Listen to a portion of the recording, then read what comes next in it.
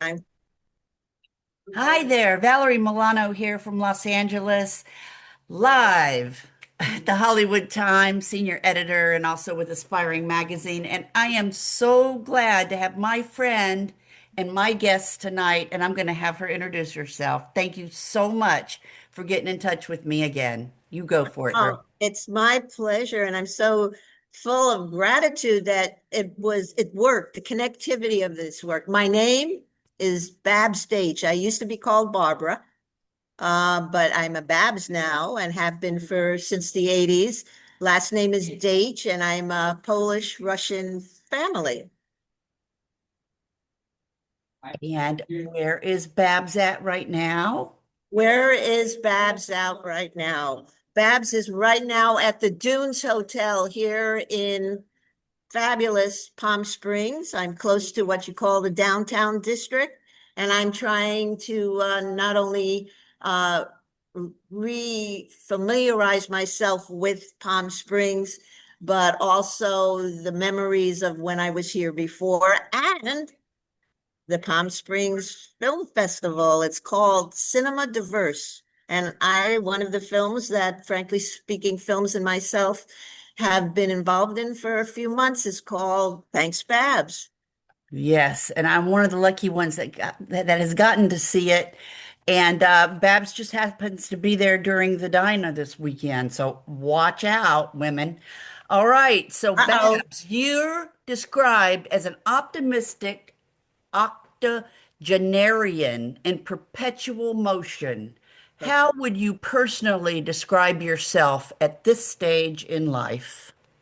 At this stage, I have to conserve my energy so that I can use it when I want to use it. So I'm still speed racing through life, and I'm particularly realizing that I have to be more discriminatory or use more discretion on where I'm moving my energy. So I have this thing that I call the 5-year plan, which I talk about in the 14-minute short documentary about how it seems in my lifetime that everything is in 5-year pieces of a big pie that I'm still part of or eating. I'm not sure if it's eating me or I'm eating it. Yes, I was about to ask you, your 5-year plans are legendary. What's on your current one? Well, on my current 5-year plan is actually being part of this wonderful film festival, independent film festival community, which just came from left field when the gals, or I call them the girls of Frankly Speaking Films, which is uh, Jen Rainin and Rivka Beth Meadow, um, wanted to do just a short piece of me being on my boat that I was living on when we kind of reconnected. Because I was living in Vegas for 20 years. I came back because I wanted to see the water, be on the water, and that's why I bought a boat. But I think their main intention was maybe to see where it would go, shoot maybe something that could be 3 minutes that they could put into something else that they were doing.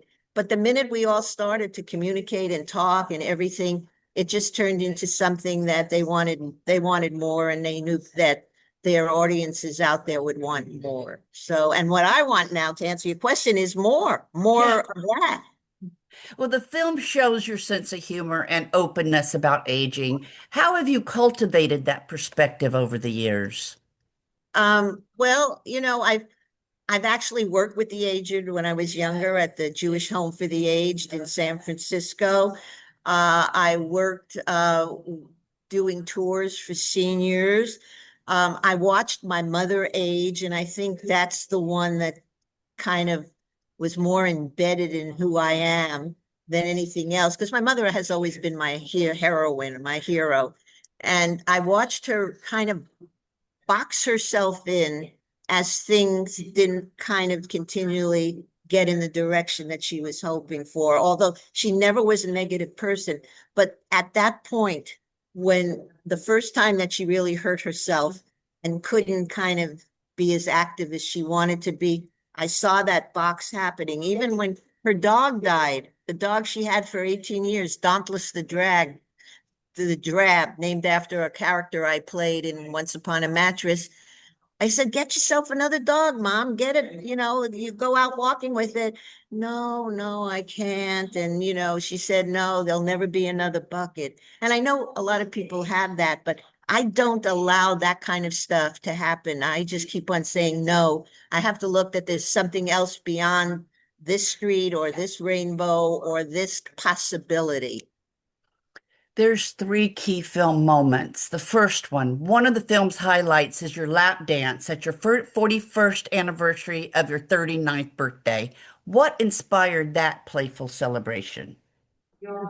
Well, it's because my friends know that I loved lap dancing and which is just something I used to do when I was a little younger, but I can still do it. And my friend Andrea is kind of she's a woman of many words, just like I am, but she really enjoys when she can kind of be playful with me. So that's where that started from. Remember, we were doing what they call cinema verite. There's no script. It's not like the director said to me, well, in this scene, we want you to be doing this. Everything that we did was very, very organic. And there was something that Andrea wanted to do, and it was great. And the conga dance was great, and how we organically just got up and did a lot of different things. So Love it. The AIDS Memorial Grove scene brings a more reflective tone. What was going through your mind during filming there? when I one of the things how we got there was Jen and Rivka said, we want to follow you during day-to-day things that you do. And during the one of the days I was making plans to go with my friend Gina to the AIDS Memorial Grove because she was part of the original group of people who were on, the committees and the foundations and everything. So I said to Jen, I said, do you guys want to follow me? Because I really got to see some of my friends there. I'm a big person who always believes in memories and remembering your friends. And I even had pictures up at my birthday party of some of my old friends because I wanted them to share the moment. Even though physically they're not here, it doesn't mean that in my head they're not there. So I wanted to do that because I was living in Vegas, as I said, and I hadn't been to what I call the circle of friends for a long time. And Gina, I asked her if she would escort me there and we'd walk around, which we did. So that, and my love of Michael, I lost at least 50% of my male friends in the late 80s and 90s because of it. And the gay men absolutely adore me. So I had so many gay men that were my friends, and they're not here now to share all of this with me. And so I feel, that I want to share it with them. And the only thing I have is the memory and the photographs. To me, that's why I pay over $400 a month for storage, because most of my photographs and archival stuff is still in storage. So tell us about the maiden voyage of your 40-foot motor cruiser. Was it as triumphant and comic as the film makes it out to be? Yes. They were trying to get me out a little earlier, not earlier in the day, but earlier in when we actually shot it. But I never felt that everything was right for it because a boat isn't like walking into a location and you having a lot of control. I mean, you've got the tides, you've got, high tide, low tide, you got the wind, you've just got everything going on, and then you got the mechanical stuff. So I thought it was really funny that after all these years, I finally was able to get myself out and actually steering the boat into the horizon. Actually, it was just a creek. And what was great is one of our neighbors, of course, all of the men there know how to take out boats my size. But I was waiting because he only lives there part-time. And when he came, that was Captain Chris, and he's a retired dentist, and he was just thrilled to be there and help me out. So no, it to me it was very funny. I loved it, and that orgasm was I didn't plan that line. It just felt like it to me. Oh my goodness. So What do you hope that younger generations of queer women and non-binary people learned from your story?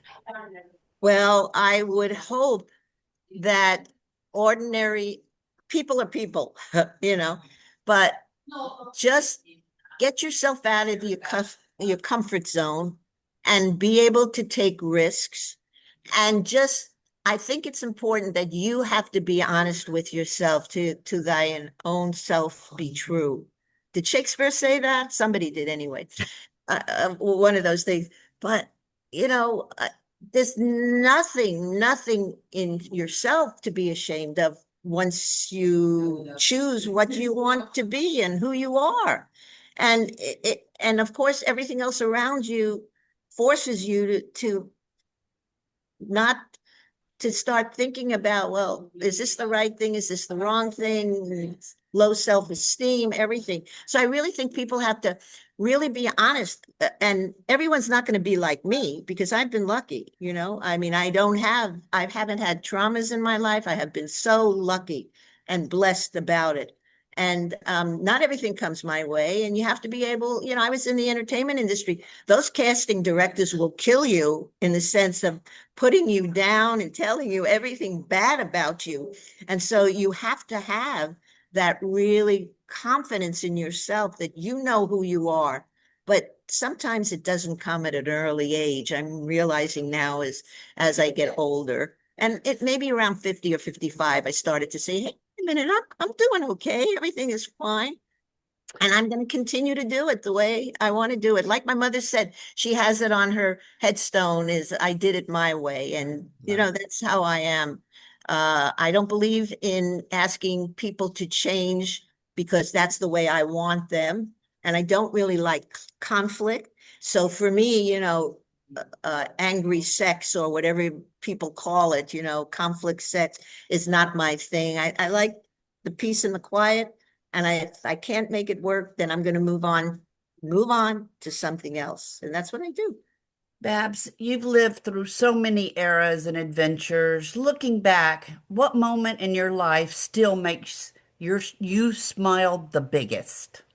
Well, the biggest, I think I mean, and I'm not relating it to something funny in that way, but everything in my life turns out to be funny because I'm an improvisational person. You know, I just love to get into a situation and make it work. So, but when I was working with Olivia Cruises, and I really liked those years in my life. I liked helping and bringing forth something that they hadn't done before. I liked that the world was my palette and they afforded me an opportunity to just go and do my thing. But one who really let me do that was also Sweet Travel. And that was where Jen was involved in also a travel company that was all about women. So that was great.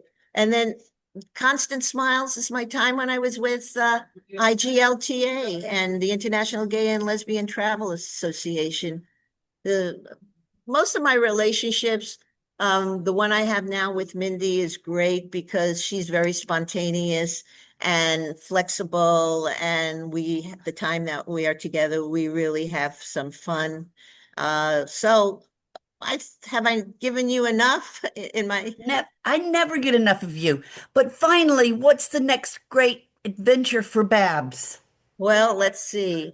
You know, I don't have anything on the books for Olivia, hint, hint, but I really would love to, you know, I really want to do commercials and I want to maybe do a sequel to this. The whether, frankly speaking, films wants to do a sequel, but everyone tells me after they see it, oh, Babs, I wish they showed more of your past or your time in Vegas or your time in Hollywood. And, you know, how much can you do if you're going after you know, the short subject film Sorry. market, and that's what they're doing, and that's great. So I just want to, I want my health. Above all, I can't do anything unless I keep my health and keep, you know, as many body parts as I keep, and I still can say I have all of them, except my appendix. The only thing I let those damn doctors get was my appendix, and I'm don't feel good about that. But Amazing. so it's kind of that kind of stuff. I really don't know what's going to be around the corner, except I am going to Portugal right after IGLTA. So I'm going to go from Palm Springs to Portugal. Love it. Love And it. I still love driving. I want to drive as long as I can. So we're going to spread the word September 27th down at the Palm Springs Cultural Center to come and see your film. And how can our viewers and our readers find out more about you and your film? Social Well, media or website or what? I was just going to say that because I keep on forgetting to tell people. But yes, social media. I decided that I'm going to become a granny influencer, a gay granny influencer. And I mean, I've always been on Facebook, but I really didn't do reels on Instagram. I really didn't do a lot on YouTube. And never even touched TikTok, but I'm on TikTok. And that's another thing. If you can get through TikTok, give up Sudoku, give up Wordle. It'll keep you very busy. You'll never be bored if you're trying to post anything on TikTok. So yes, and it's all under Thanks Babs. Very easy. So my email is thanksbabs@gmail.com. YouTube is Thanks Babs, Instagram Thanks Babs, TikTok Thanks Babs, and I think on Instagram, did I say that already? On Instagram, I happen to have three names, but the one that I work best under is Thanks Babs Travel. Okay. We all love to travel. Thank you, Babs. Thanks, Babs. We're the Hollywood Times today. The Hollywood Times official is our YouTube channel and aspiringmagazine.com. Mwah. Have a great weekend, and I know you will Thank you. succeed. Thank you. And thank you, Valerie, for taking the time to do this today. I know you're busy. You're also running all over the place. So you keep on going, girl. And congratulations on your awards that you got. Thank you so much, Babs. Keep up the great work. Love you, baby. Love you too. Bye-bye.